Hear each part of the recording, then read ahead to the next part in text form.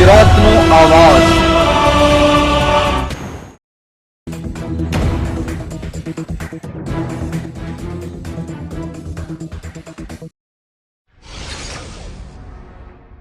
ભરૂચના ઝઘડિયા નર્મદા જિલ્લાના કેવડિયા ખાતે કેવડિયા બચાવ સમિતિ રાખેલ સંમેલનમાં જતા લોકોનું સઘન ચેકિંગ હાથ ધરવામાં આવ્યું।